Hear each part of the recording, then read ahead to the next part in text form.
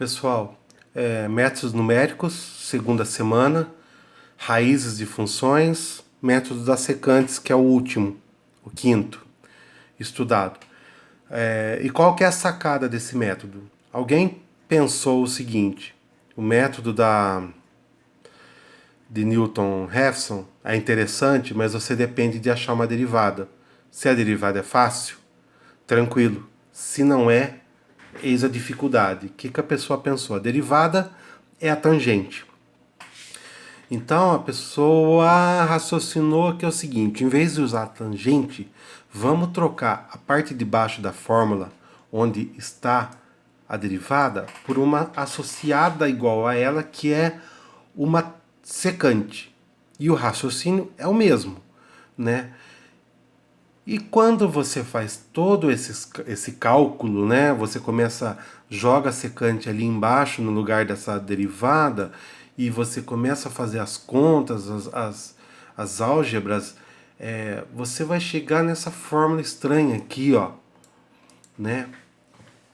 Mas a hora que você perceber, né, que é um número vezes a função do número anterior menos o número anterior na função, né? Menos o número na função anterior, dividido, você vai ver que essa fórmula é a mesma aqui do método da falsa posição. Ué, você fala assim: ah, mas é a mesma coisa da falsa posição? É, e não é. Sim, a fórmula é a mesma. A diferença que no método das secantes, você não tem um número fixo, você vai caminhando dos dois lados, né? Você vai centrando até você achar, enquanto no método do ponto fixo você usa aquela ponto fixo não, ponto fixo. Você usa aquela fórmula para ir achando um intervalo onde para você ver a inflexão do sinal, na verdade, isso. A inflexão do sinal, aqui você já vai trabalhando com os dois lados mudando. Então aqui, na verdade, você está falando a mesma coisa do A e B lá, só que agora falando em termos de o x anterior com o próximo x. O x menos 1 representa o x anterior, e o x a k menos 1 e o x a k o número atual. Então aqui está o exercício. Temos a função, né? E a gente sabe que o x0, e temos 2 pontos já, tá vendo? Ele está dando 2 pontos para a gente começar. E a gente vai trabalhar em cima dele.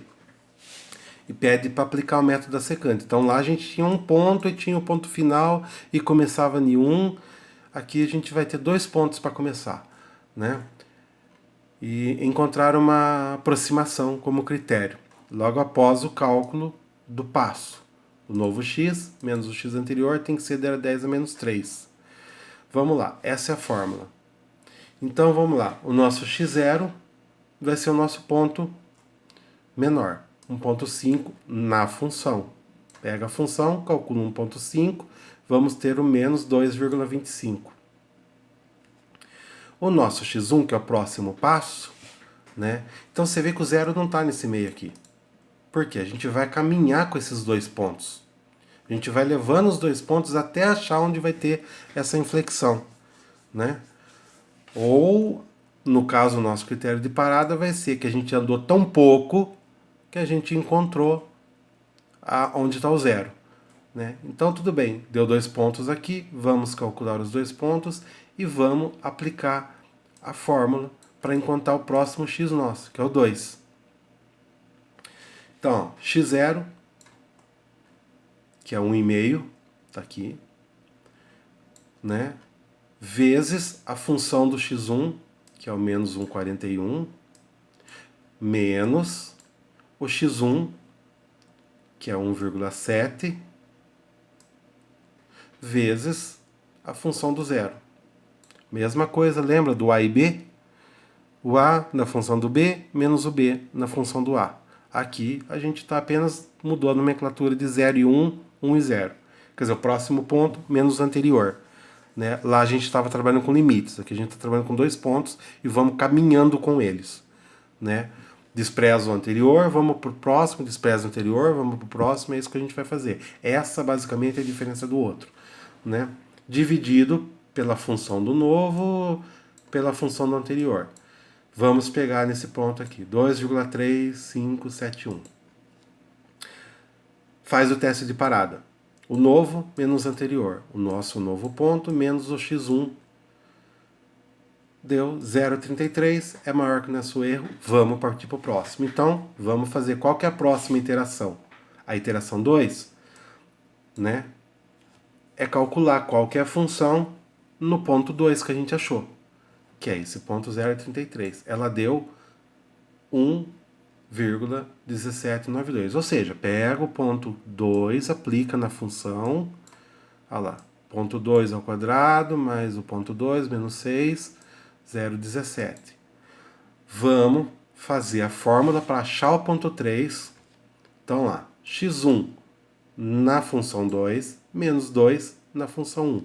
Ou seja, nosso x1, que é o anterior, 1,7, na nova função, tá aqui, menos o novo ponto, que é o x2, na função do ponto x1. Vai dar 1, é dividido aqui, pelo novo menos o velho. 1,99774. Ok? Fazendo o teste de parada, ponto novo menos o ponto anterior, em módulo, 0,03. Olha aqui, já caiu 10%. Já caiu uma casa decimal, na verdade, né? De 0,33 para 0,37. Mas ainda é maior que o nosso erro. Ou seja, vamos seguir. Pega esse novo ponto, calcula ele na função, para a gente saber o valor dele na função. Aqui, ó. Nota que ele já saiu de positivo para negativo. Mas vamos lá. Isso agora não vai ser importante para a gente. Vamos encontrar o próximo passo, que é o x4. Qual é o nosso próximo? Tá vendo que a gente está caminhando. Pensa bem, ó, a gente começou com 1,5, 1,7. Fez o cálculo no 1,5, no 1,7, achou o ponto 2, desprezou 1,5. Vamos continuar agora com esse ponto 2 e 1,7. Aqui, ó. Tá vendo? Certo? Conseguimos achar um novo ponto, 1,99. Já vamos jogar fora o menor, que é 1,7. Vamos para o próximo. Vamos trabalhar aqui com 2 e com 1,9. Você viu que a gente está caminhando para perto do zero da função. Né? E cada vez estamos caminhando a passos menores. É isso que isso aqui tá nos dizendo. Que cada vez o nosso passo está maior. Então no x4 a gente vai pegar a mesma fórmula, número anterior na função do novo, número novo, função do anterior, está aqui 2, vezes o resultado da função nova, menos o número novo na função anterior, dividido pelas duas funções. Chegamos nesse número aqui, 1,99998, né? Calculando x4 menos x3, 1,99998 menos 1,99777, 0,002. Tá quase. A gente queria 001 aqui. Ainda marquei. Vamos fazer mais uma iteração, segue o mesmo raciocínio, calcula o novo ponto, né, na função para ver qual que é o resultado dele na função, aplica a fórmula para achar o x5, que vai ser o x3 no x4, x4 no x3, nosso ponto novo na função do anterior, ponto anterior na função do novo, ponto novo na função do anterior. Vamos chegar a esse número aqui, que aí você já percebeu que ele andou uma casa só na quinta, né, na quinta decimal. Então, a hora que você fazer esse teste de parada, com certeza ele vai dar menos do que o nosso erro. Fim. Vamos fazer só para ter uma certeza aqui, ó. Esse é o que a gente achou no cálculo, certo? Na calculadora, ele dá 2. Né? Então, 2 menos o nosso resultado, exatamente aqui, ó. O erro bate certinho com o que a gente falou que era o erro. Né? Então, você vê que esse método também aprendeu a aplicar a fórmula, Entendeu a fórmula e aplicou ela, você trabalha só com função. Se você sabe resolver a função, você sabe resolver essa conta aqui. Você não depende de saber a derivada, como por exemplo, você teria que saber aqui. Então aqui você tem que entender que ele parte de que você precisa da derivada e a derivada vai te levar para o pronto. Mas como você precisa da derivada e a derivada nem sempre é fácil, alguém teve a ideia, vamos usar a secante. E aplicando a secante na fórmula, a gente acabou chegando na mesma fórmula do ponto fixo. Fórmula do ponto fixo da falsa posição. Isso, da falsa posição. Olha aqui. Única coisa que a falsa posição você tem os extremos e vai achando uma posição no meio e vendo a inflexão do sinal.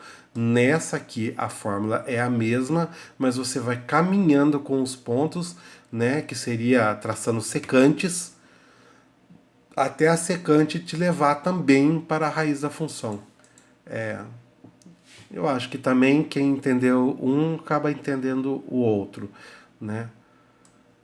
Na revisão que o professor dá, ele fala desse método Newton-Raphson aqui que vai usar a derivada. Torçamos para que não seja esse na prova, ou que se for não seja uma derivada muito difícil, ok?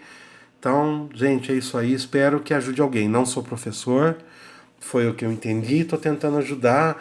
E erros que tiver aí no doc, de uma conta, de um sinal ou outro, vocês me perdoem, ok?